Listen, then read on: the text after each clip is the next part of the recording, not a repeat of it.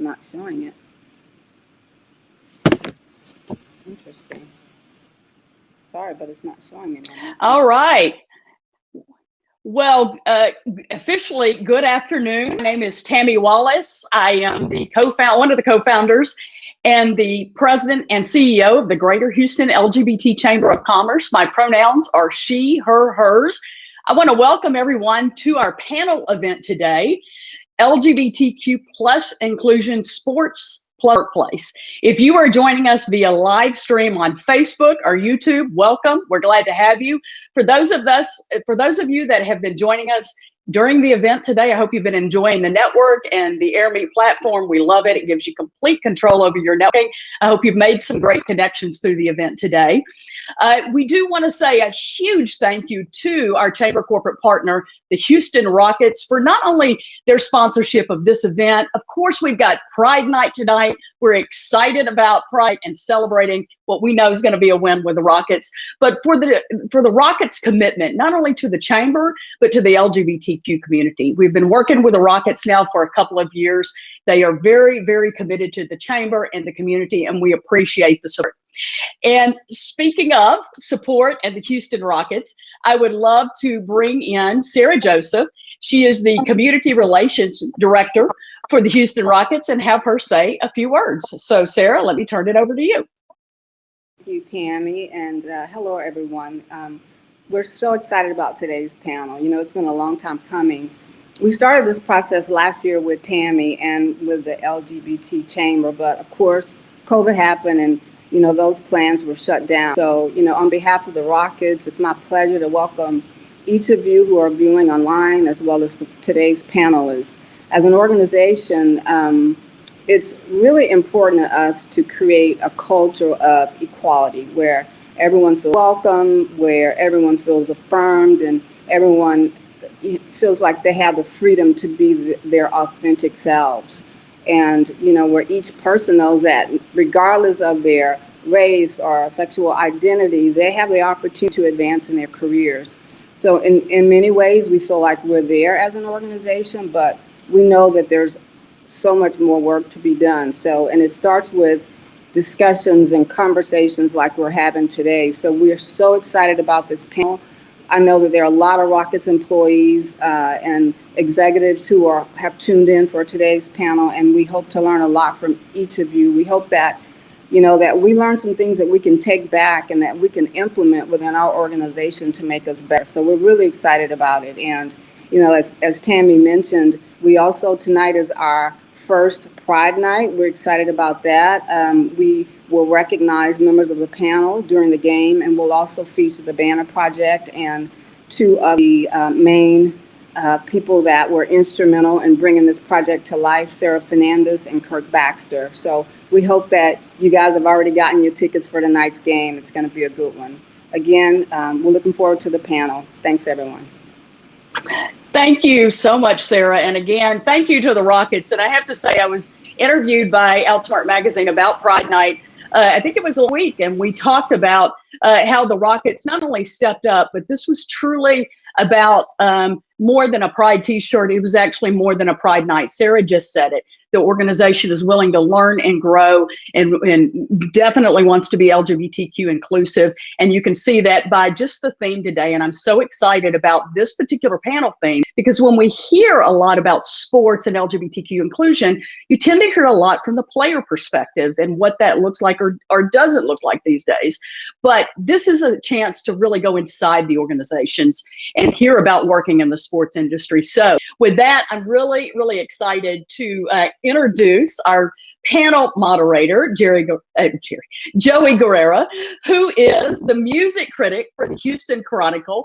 He covers various aspects of pop culture. He has reviewed hundreds of concerts and interviewed hundreds of celebrities. You might have heard of a few of them. Let's see, Justin Bieber, Dolly Parton, Beyonce. He is just a tremendous advocate for the community and part of the community. And you have seen him if you've been in the LGBTQ community from Pride events and beyond. So with that, Joey, thank you for moderating today. We're thrilled to have you here with us, and I'll turn it over to you. Thank you, Tammy, so much. I'm very, very excited to be here. I was very honored to get the call, the email to do this. I will say, I will give you a little nugget about my personal connection with the Rockets, which is very small, but I think important. When I was in middle school, my homeroom teacher would have a contest. Whoever had the best report card, the best grades every grading period, she would give a pair of tickets to the Houston Rockets. And I'm proud to say I got that multiple times. So I did attend a few games when I was younger. I'm excited to do this. And I want to introduce our panelists. We have Clay Allen, who is the Associate General Counsel for the Houston Rockets and Toyota Center. He is also on the board of Home Field Alliance, the first nationwide affinity group for LGBTQ plus sports professionals, and serves on committees for Lone Star Volleyball Association, the local chapter of the North American Gay Volleyball Association. Simone DiSalvo is Vice President of REFUGE Marketing and Consulting, and she has also worked with Major League Soccer and the National Women's Soccer League. And Giovanni Rosselli is Director of Alumni Relations for the Bauer College of Business at the University of Houston. And he has worked with the Houston Rockets and the San Antonio Spurs. So I'm excited to get this started. We're going to kind of just ask some questions, get the panelists involved, and get their experiences and opinions on things that have transpired throughout their careers. So the first question is, what was your initial path to the sports industry? What sort of inspired you to get involved in the sports industry? Because I think that's a very specific field, for a lot of people. So yeah, whoever wants to take that first. Okay, Clay, you go first. Sure, I'll start. I grew up in Houston, born and raised. We actually lived less than a mile from Compaq Center, which is where the Rockets played before they played at Toyota Center. And my siblings and I would walk to Houston Rockets games, grab some cheap tickets and just walk over the Edlow Bridge to games. So I've been a Rockets fan my whole life. I went to Trinity University as a German major, did not have any career prospects, really didn't even think about what I would do after I graduated from college. So just kind of living at home after college, looking for a job. My brother actually found a posting for a part-time position with the Rockets called Marketing Associate, which is a group of 30 to 40 young professionals who are looking to get started in the sports world, taking players out to community events, setting up props on court for knock contests, that type of thing. So I applied for that job, got it, made minimum wage, did that for a few months. That turned into a full-time position in the marketing department. And I worked in marketing for 6 years before I realized that marketing was not at all for me. So I had a little career crisis, decided to go back to school, went to law school, became a lawyer, worked at a law firm in Houston, and I guess serendipity took over at that point. A position for the Rockets lawyer opened up. It's a smallish company, 150 employees or so. I sent an email to the CEO, let him know that I was a lawyer now with some experience, and I'd be excited if I'd have the opportunity to get that job. So he called me in for an interview a few weeks later, and here I am. I've been back with the Rockets for 8 years as a lawyer. All right, Simone. So hi, I'm Simone DiSalvo. How I got my start in sports, sort of similar to Clay. I majored in political science, but hadn't really thought about that next step. And I played soccer my whole life through college and had the opportunity to do a 2-day sales training at my local hometown team, which is in Columbus, Ohio, the Columbus Crew in Major League Soccer. And ended up going to that, and they hired 4 people from that 2-day training session, and I was one of them, and things kind of took off from there. Went in entry level in the ticket sales team as an outside sales member, and then moved up, ended up then transitioning women's professional league in Seattle with the Seattle Reign, and then eventually found my way here to Houston, which is now home, and worked for several seasons with the Houston Dynamo and the Houston Dash. Giovanni? Wonderful. Well, first off, thanks to the Chamber and thanks to the Rockets for hosting this. My life has literally come full circle, starting my pro sports career with the Rockets, and now 14 years later, doing this panel. If you would have told me 14 years ago that this would happen, I would have called you crazy and asked you what life steps would have had to transpire from A to Z in order for that to be a reality. So this is great. I thought about this question in anticipation of today, and I don't know where the passion came from. Sports has always been a passion that's been innate in me. I will say, though, my grandmother on my dad's side was a huge hometown team fan. She loved watching the Rockets games, and we'd watch those with her. A Bill Worrell shout out. That was her favorite broadcaster of time. But yeah, I mean, I was always that sports junkie that I literally had. I remember the Toyota Center construction webpage bookmarked on the family computer because I was obsessed looking at the time-lapse photos of how the arena construction progression was going. So I was kind of that nerd in the room. And I would say in 6th grade, I wrote a paper, and I still have it all these years later. And one of the prompts within the paper was, what do you want to be when you grow up? And I listed 2 goals, one of which work in sport. And then that next year, I was on the 7th grade B team for basketball, and that really confirmed that I was not going to be going pro in anything athletic related whatsoever. But really what transpired from 6th and 7th grade on was this passion for sport and really directing life steps to figure out how to have a career in that industry. So whether it was choice of college major or volunteerism, part-time gigs that I targeted, that was my goal, and that's what directed my decisions. And the result was a wonderful 6-year career, as you stated, Joey, with the Rockets and the Spurs. Great, wonderful. Now I want to get into sort of the deeper questions that we're going to kind of talk about and answer here. I wanted to ask each of you if you can share some of your overall experience in the workplace specific to the sports industry in terms of your identity. You know, were you out? Did you come out in the workplace? What were sort of the reactions to that? I guess we'll start with Clay. So when I started with the Rockets in 2001, I was not out. I came out after I graduated from law school while I was working at a law firm.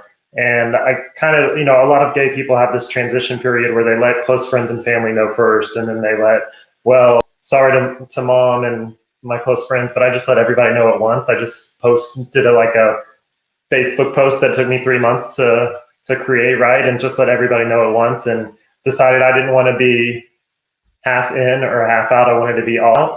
So when I came to the Rockets, I was out. And everybody who knew me, at least on Facebook, which is, dozens and dozens of former colleagues who were by then friends, knew that I was out. But I will say, when I came back, I was a little bit in the closet, right? I kind of avoided questions about my personal life, unless it was friends of mine who, already knew about my boyfriend, that type of things. But with executives, nobody really asked anything about my boyfriend or that type of things. And I kept that to myself. And it's taken years and years to be more comfortable at the workplace to realize that I need to be my full self with everyone at all times. And, typically interview for a job, somebody might mention something about their wife or their kids. Those were statements that I avoided early on. I realize now that I can share that part of me at work as well. Great. Yeah, that's great. And I think it's something sort of across the board that at work, a lot of times, whenever mention of a spouse or a child comes up, you always have kind of that moment of panic, right? I mean, I think even to this day, sometimes, I still have that moment where, should I say a husband? Should I not? It's something that I think we struggle with, every day still. And Simone, I wanted to get your experience. Yeah, absolutely. And I think for a lot of people in sports too, a lot of the process of moving up in your career means changing teams, changing new work culture, and you kind of have to do it all over again. But likewise to Clay, I was not out for the first team that I worked for. And ultimately, I ended up just coming out on a whim to people in my department because I was really tired of having to refer to my significant other as my best friend. And it just got to be enough for me. And one day I just decided to do it. And from there, it was a huge weight lifted off my shoulders. But I will say anytime I changed teams, there was always that, I got to do this all over again, especially moving to Texas, moving to Houston. I wasn't sure, what the climate was going to be like in the office I was going to. But thankfully, when I did move here, there was somebody who was out at the office and kind of helped make it a little easier for me. But working in women's sports is a very different experience. I mean, there's players on the team that are out. So that was less of a concern for me. And Gio, Yeah, so I guess I will continue with that trend. I was not out during my sports career at all, in all 6 years of it. And, it was a conscious choice not to be out. And, I think not only sports, but society as a whole has come a long way since I started 14 years ago. And, some of the social justice movements and the human rights campaigns of the world, they weren't as robust back then. And, I remember, and I haven't really shared this with anybody, maybe one person. It wasn't anything that anybody in the industry said or didn't say, but there was just this mentality of being a proud, openly gay man and passion for sport. Never the two shall meet. For whatever reason, that was my reality. And I vividly remember getting my first business card from the Rockets with this logo and thinking, okay, as I hand this out in the community, maybe they won't have an inkling that I'm hiding something. Maybe because of my association with sport, they will assume this isn't an issue. He's straight. They just won't be the why. So that was a really interesting experience to go through. But I've since come out, and it's a great day. It's a great day to be here. But I would just say that I didn't really see representation in the business organization, people being out at all levels of the organization. On the court, the first player in any major sports league came out in 2013, which ironically was my last season in the industry. So I would say representation was kind of a struggle in terms of my confidence to be fully authentic within sport.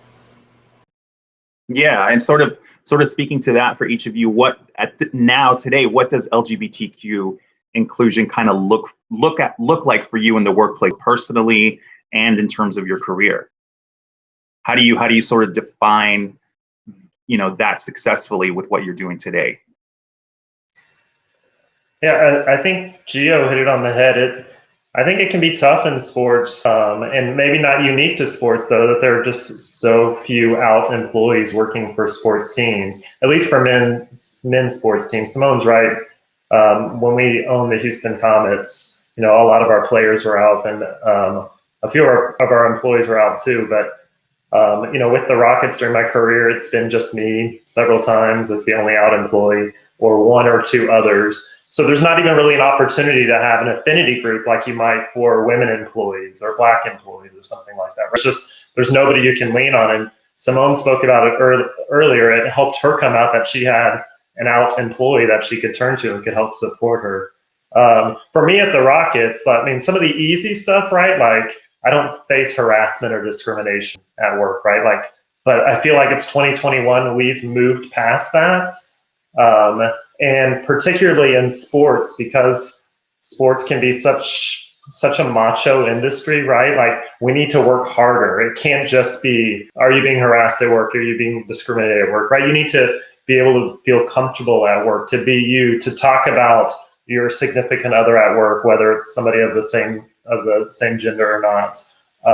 Supporting LGBT initiatives, which is something we've just started to do by joining with the chamber. We had plans last year to participate in the Pride Parade, which we will definitely do pending the Pride Parade's discussion on how they'll move forward. But also things that we did in 2002 when we had the Comets team, right? So there's so much more we can do. We did it back then as a marketing effort because a lot of our fans were lesbians and we needed to reach them. So we're like, well, let's participate in the Pride Parade. But now we need to do that because we need to support our employees and gay people in general. And the other thing is we've got to reach out to gay people who want to work in sports and tell them that they can work in sports, right? When we're advertising for positions, when we're looking for new employees, we need to actively seek out members of the LGBT community and tell them that they're welcome here and that they can come and work here. And we're just getting started on that type of work. But it's important to me that we continue and we build from there. I think the last part of your question was about kind of job satisfaction and personal satisfaction. To me, it's work-life balance a little bit, right? Like, I want to I don't really want work and life to balance, that they should be part of the same, right? Because work is part of life. So if I can't be myself at work and feel supported at work, I'm not going to be happy. So far I do, and I'm just hoping that we continue to do more, continue the work we've been doing. Simone, I'd like to ask you. Yeah, when I think about inclusion and equity, not just for our community, but for all marginalized communities, I know that some teams and some leagues are doing a far better job than others. It really comes down to what does your staff look like? Because I think of us have talked about, like, there isn't representation. There isn't knowing, oh, I can get to that level and not be, discriminated against in my journey to try to get, up the ladder. And especially for sports, most of marketing effort really based around community, being a part of the community. But if your front office doesn't look like the community, it's really difficult for people to feel like they can get that job or even put the effort in to try to get into the industry. Yeah, absolutely. I mean, I think that is important, I think, across the board in almost any career, because we have those discussions as well, at the newspaper about covering certain communities. You have to have people that look like those communities, that can go into those communities and really understand what's going on there. Gio, I'd like to ask you as well. Sure. I don't think I need to rehash what Clay and Simone have already stated, but, simply put, inclusion in the workplace to me would look and feel like the freedom to be me without the fear of repercussions. And what does that look like? It could be as tangible as, when we get back to a state of normalcy, having a photo of me and my significant other on my desk in the background and not worrying about, well, what is Joe going to think when he walks by and sees that photo? Just the freedom to make those conscious choices. To, I guess, what some of our straight counterparts don't have to think about. It'd be nice to not have to think about that in the workplace. But I would also, reiterate representation at all levels of the organization, and also that my workplace isn't in the business of box checking, but they're in the business of changing the standard operating procedures. So we bring everyone alongside of us. Right, absolutely. Now, sort of to that question in a way, what are some of the specific challenges you guys have faced in the workplace, as a person who identifies as gay, lesbian, have there been specific challenges that are unique to you think? Sure, I'll just tell a brief story about a few years ago when the HERO ordinance was passed in Houston under Mayor Annise Parker. And before that time, we didn't have protections for all of the LGBT community. And kind of response to the HERO ordinance, that was a perfect time for us to look through our company regulations and guidelines and make those updates so we can include all members of the LGBT community. And then when that was ultimately struck down and all that bathroom bill madness, the question was posed to me as the lawyer, can we take that out now? Do we have to protect that stuff? And to me, it was like, well, of course we do, not because it's the law, because it's the right thing to do. And honestly, I should have spoken up years ago and didn't, and just kind of put it off. And that was just the opportunity for me to talk about that. But it's little things like that, right? I mentioned before, I don't feel discriminated against or harassed, but it's just little things like that I think, we can improve on in the workplace in the future. Absolutely. Simone, do you have? Yeah, I'll speak to, just broadly, my experience in sports was in sales. So in ticket sales teams and selling premium suites, et cetera. And that culture is very much a locker room talk sort of culture. And to watch that sort of evolve over the time that I worked in sports, it did get somewhat better. I'm a few years removed and it sounds like things have changed quite a bit, but it took me not working in sports anymore to look back and say how many different comments that I just let brush off me that maybe I should have spoke up. But you also fear for your position, if you're viewed in a certain way and how you react to those things. But so for me, that was the biggest thing, I think, was just culturally, the things that people would say that they thought were jokes or this or that now, I wish I would have stood up for myself, but then again, it really isn't on me to fight all of these battles. So seeing just this panel today, like it's super exciting for me because it shows that these teams are looking inward and knowing, we need to make these workplaces more inclusive. Yeah, absolutely. Gio? Yeah, hindsight's 2020, but I would say, looking back on my time in sports, had I known with confidence that the organizations I worked with were behind these efforts in a real way, if gender pronouns were as prevalent as they are today, and everyone in the organization was encouraged to put them in the bottom of their email signature, standard operating procedure, again, that would signal to the world the organization is behind this, and they really mean it with this subtlety. Odds matter in this conversation. My role is similar to Simone. I was always kind of the face of the organization to a large constituent base. So I always had this balancing act of, if I show up as myself, how will this constituent base respond? And knowing that I would have the backing of the organization as I be my authentic self, I think that would help kind of bridge that uncertainty, if that makes any sense. Yeah, no, absolutely. And it's sort of to the next question I wanted to ask you guys, which is something that I think I've struggled with at times as well, is have you ever felt, maybe not pressure, but have you ever felt the responsibility sometimes to be the quote unquote LGBTQ plus, represent for your workplace, kind of the go-to for all things centered around the community? Because I think sometimes when there's not a lot of representation in the workplace, you're that person. And I mean, Simone is right. It gets exhausting sometimes to be that one person fighting all those battles. Yeah, for me, the question is, am I the right person? I'm glad to participate in all of the, fight for LGBT issues within the workplace. In fact, when they started to plan this Pride Night a year ago, I was asked to be on the committee, but every time I thought there was a meeting happening without me, I'm like, wait, y'all are planning, the on-court activities without a gay person in the room, right? So I'm glad to be part of it. And in response to the police violence issues over the summer, we formed a D&I committee, and I was asked to join that. And for the first 6 months or so of that committee, we were focused on Black issues, and rightfully so. But I think it's important that there's a gay person on that committee too, right, to represent the voices of gay people. But the question for me is, am I the right person, right? Like, I am not as involved as I could be. I came out later in life. I don't know all of the gay history. I'm kind of catching up sometimes. So it would be nice to have other people in the organization who are gay who could also be that person. And for me, it feels sometimes like it's all on me and I better get this right.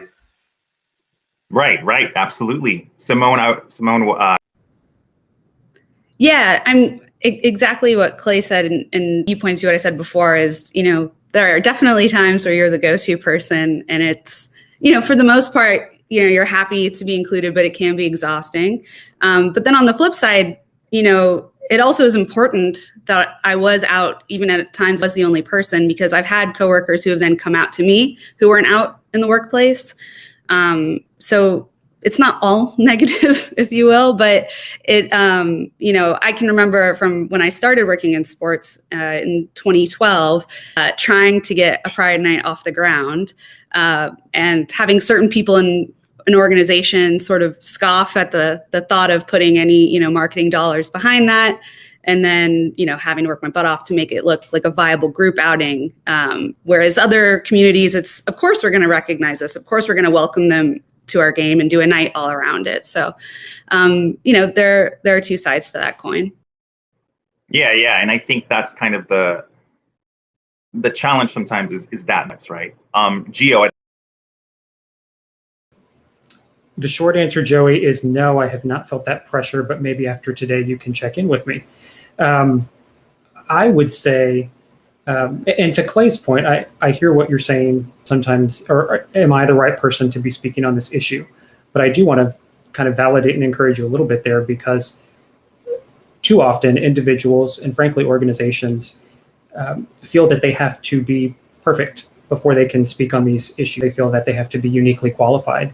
And many times it keeps us and organizations from actually doing any work, which is equally as damaging, in my opinion. So none of us are perfect. I don't have all the answers either. I happen to be fortunate that I've worked in higher education for the last 8 years, and it really is an industry and a field that has a lot of representation, and I'm not the only one around the table. So I'm fortunate in that respect. But yeah, so not so much now. I'm happy to be a part of the discussion if I'm invited. Where would you guys like to see the industry be for the employees that are part of the community that come after you? Where would you love to see this go? What do you think needs to happen moving forward? We really have so much more to do. I mentioned this earlier, but sports is an industry that traditionally has been rife with homophobia, right? The locker room talk that goes on, not only in the actual locker room, but as Simone said, and kind of in the business office as well, has put us behind the 8 ball a little bit, right? So we've got a lot of catch-up work to do. We know that athletes, specifically male athletes, are gay, but they're not coming out until after their playing career has ended. We have to create an environment so that they're comfortable to come out while they're playing. We have so few executives in the sports industry who are gay. Rick Welts is one that comes to mind. He's just retired. I'm not sure that we have any others in the sports world. We have to find LGBT talent and promote that talent, right? We need to, as I mentioned earlier, there isn't really an opportunity for affinity groups a lot of times because there aren't enough gay people. The group would be me. But we need to promote other ways where gay sports professionals can interact with each other. So, Joey, you mentioned before, I'm on the board of Home Field Alliance. So I'm able to talk to sports professionals from around the world who are gay. Outsports is kind of a periodical, right? A website that talks about gay people who are playing in sports. This is something that can be promoted. That you can play campaign that talking to athletes, telling them that they can be gay and be in sports. We have to. I mean, some of these things I'm familiar with, right? Because I'm like looking into these issues all the time. But I don't know if there's a familiarity with that, right? The NBA and the team can promote these things.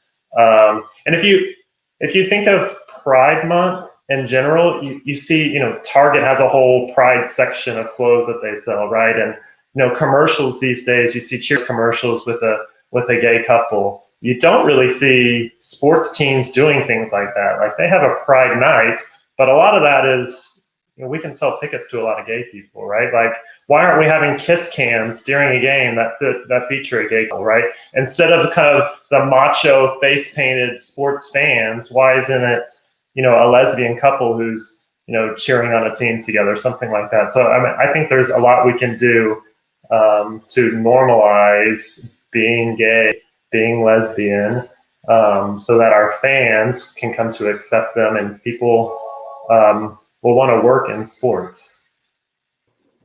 Yeah, and it's funny you mentioned not funny, but you mentioned the kiss cam, and I remember, I think one time it happened, there were like news stories on CNN about it. I mean, that's how non-existent rare it is, right? Simone?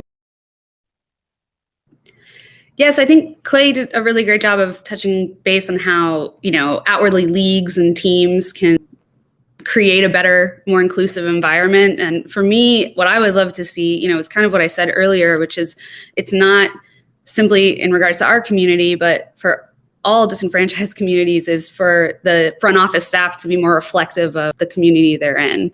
And that goes down a lot to who's hiring, right? And the hiring process. For a lot of teams, it's the same cycle over and over, and we're getting the same faces at the table. So I would love to see, now I'm not working in sports anymore, so I'm more of a fan, but to see front offices reflect the community that they're in. Absolutely. Gio? Yeah, and I'd be remiss if I didn't take this opportunity to give regards to the Rockets, because this is a historic moment. This is their first ever Pride Night. I know it's delayed a year plus because of the pandemic. So bravo to the Rockets, and you're doing the work. You're doing the work of a good citizen. You're planting flag on the hill of equality and inclusion.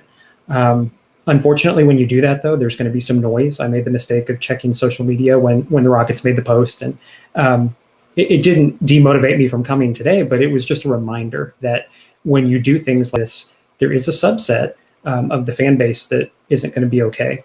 So I think, what sports can be doing is continue to host these things, continue to push past that noise, because rarely, if ever, is societal change enacted through the path of least resistance, or where it's the most quiet. You're going to hear some noise, and typically that means you're on the right track.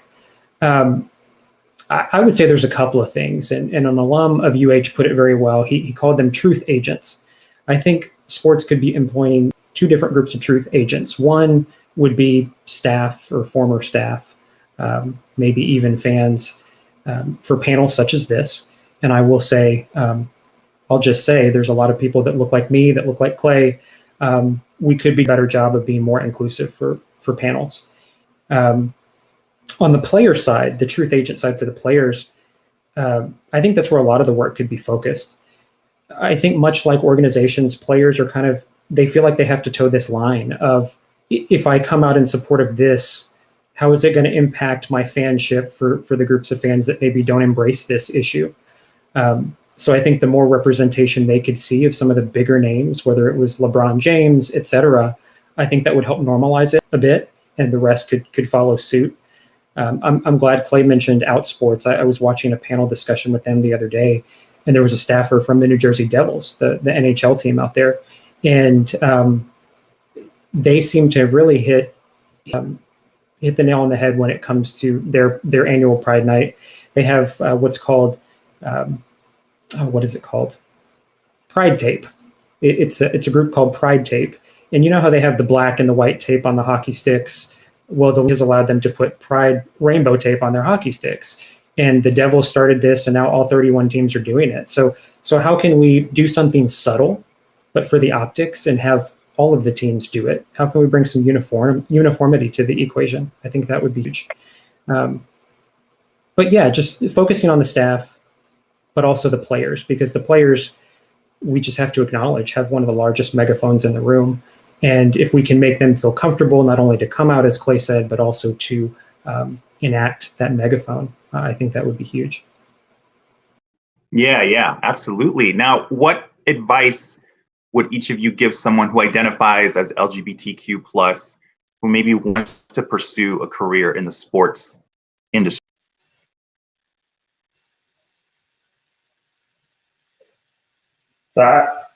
I think, it's 2021 now, and I think companies are paying attention to this. So I think you can be yourself now, right? You don't have to hide. You don't have to pretend you're straight to be able to get a job. That said, there are very few professional sports teams in the country, right? So the jobs are few and far between. So you have to be willing to do the hard work, right? You can start at the bottom, like Clay, like Simone and I described. You can work really hard and work your way up. But you can't expect the position to be given to you. I think, a good way to get started in sports is to network with people that that work in sports, right?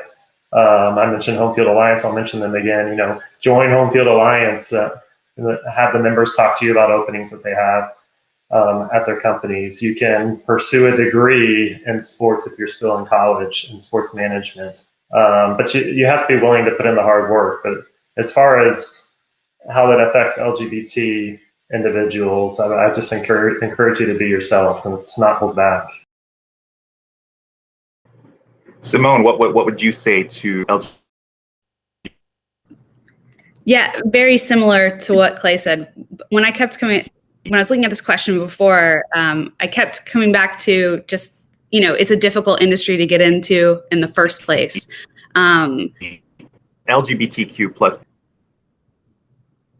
Oh, I think there's a little refreshing on it. I don't know what I said, but it's a tough industry to get into in the first place. And when I kept coming back to this question, I think the thing that I kept thinking was, how can we flip this and start asking people who are already in the sports industry to be better allies? It's not, the onus can't solely be on LGBTQ people on how they can forge this path through the industry. Things have changed within the industry as well. So for me, it's just speaking to the realities of what this industry currently looks like. For me, I could hide that I was gay, but I couldn't hide that I was a woman. And so there was also that element to it. If you're not a cisgendered straight white man, you're not in the majority in this industry, in most industries.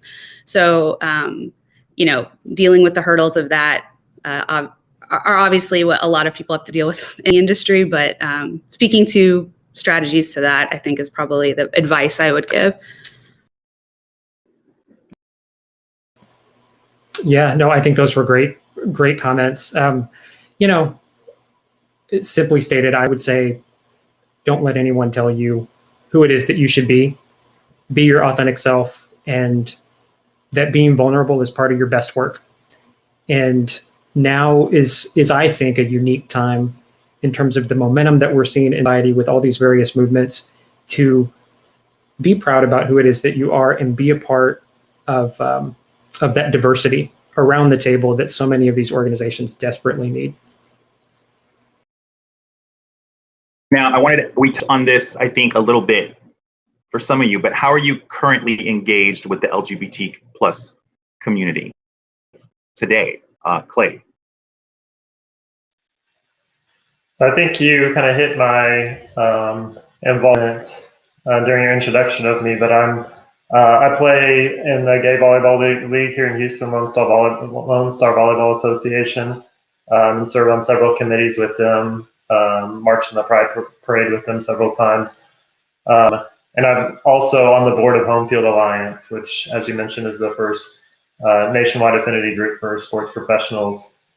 So that's kind of my involvement now, and then now working on the diversity committee here with the Rockets, trying to make sure we are recognizing marginalized groups. Simone, what about you? Yeah, so the work that I'm doing now is actually with Refuge Marketing and Consulting is a business I run with my wife. So we've been inaugural members of the chamber. A lot of the work we do is involved in the business community and being involved in the chamber from the beginning. We're also the social media sponsors for the chamber. And just we can grow our business community here in Houston. There are so many LGBTQ owned businesses. So being involved in sort of raising all of us up together has kind of been a big mission for us. And Gio. So much of my involvement with the community has been centered around the University of Houston, my current employer. UH is a very inclusive environment, and we have a couple of different amazing initiatives through the LGBTQ Resource Center. The first thing is Cougar Ally Training. Since 2009, the Resource Center has put about 1,500 plus faculty and staff members through that ally training. And the beautiful part is once you go through the training, tangible takeaway in the form of a laminated placard that you put on the outside of your office. And for any individual that walks by your office, they know with that laminated nod that this is a safe space for them to exist. That's great. The Resource Center also has what's called the Visibility Project. And that is an initiative where faculty and staff can essentially out themselves by signing a waiver saying, I want to out myself to the UH community. And the public has access to this list, and it's a running list of people that have worked or currently work at the university that are out, and they're proud about who it is that they are. So I think that's a great thing for the institution to do. On the personal side, I'm also involved with the chamber. I just joined the chamber as an individual member. So shout out to Tammy Wallace. And I'm also involved with the GLBT political caucus here in Houston as well. Yeah, that's great, and I can speak to U of H because my husband works at U of H, and I know that U of H is a very welcoming, open environment. I've attended events with him, and yeah, we've never had any sort of confrontation, felt any hesitation. I wanted to ask you guys some questions that we're getting from the audience. Now, the first one is, there was talk about the risk of Pride nights and sending LGBTQ plus fans into a potentially non-friendly situation. How are the Rockets creating an atmosphere of safety for fans? And I think Clay could probably speak to that best.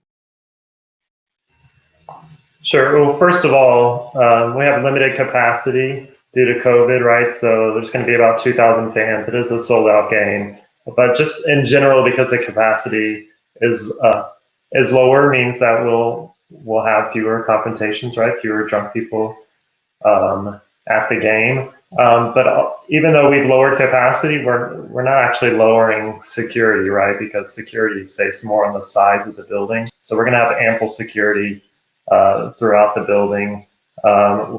Everybody's going to be on watch, so we don't have any concern at all that there's going to be any kind of harassment of our LGBT. Now, this is maybe something that each of you could answer. What could have been different in your past workplaces or work environments that might have helped you come out sooner? Simone. That's a great question. Hindsight's 20/20, right?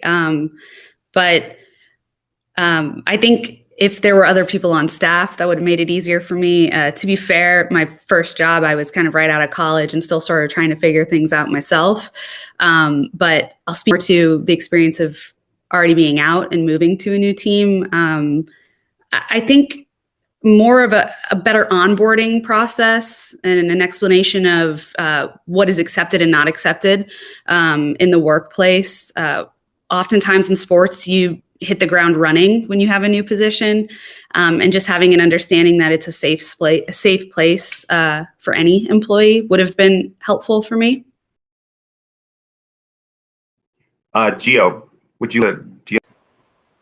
Sure. I don't know.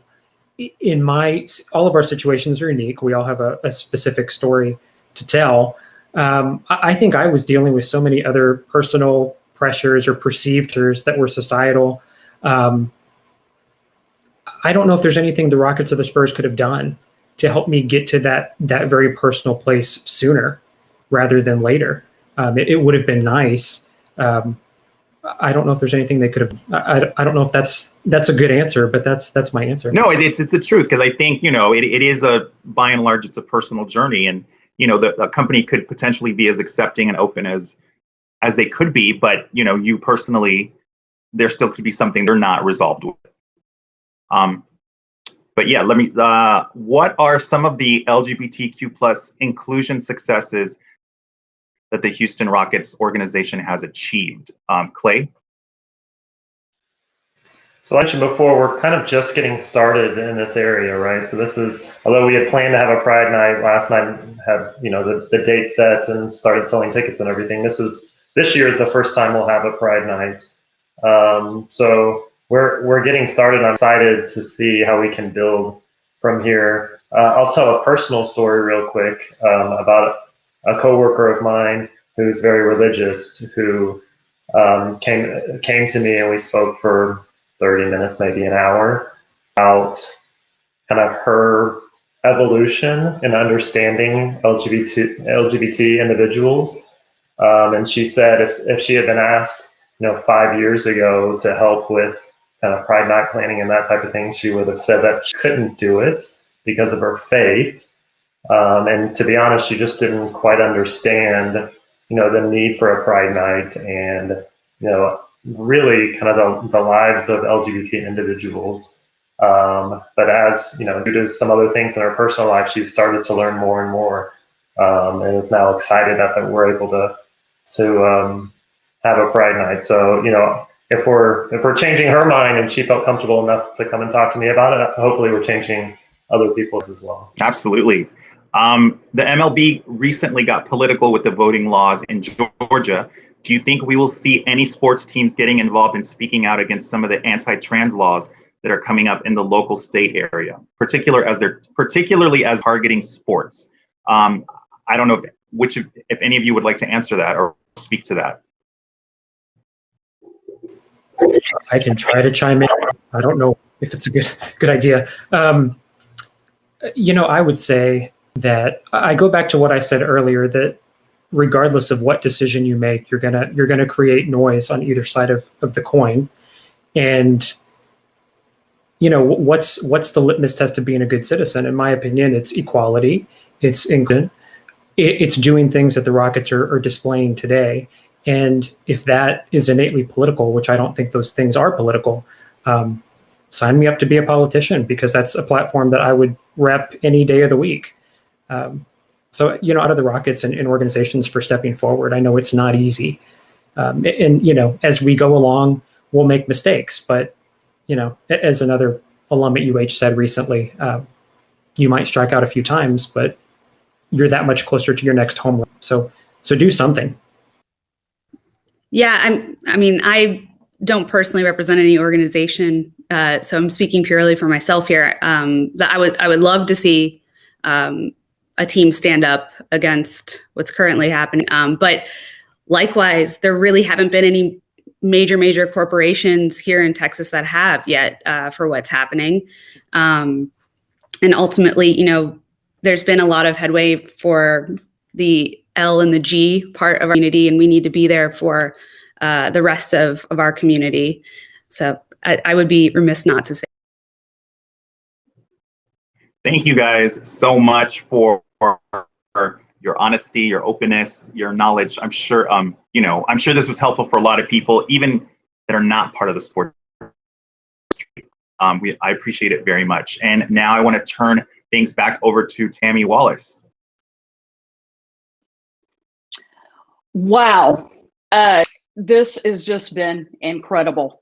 I have to say thank you to our panelists for sharing your amazing stories. We talked about it, Gio said it, coming out is a journey. Coming out is a journey for companies, for organizations like the Rockets. So, this is the journey that we're all on. And the Chamber is so proud to collaborate with organizations like the Rockets.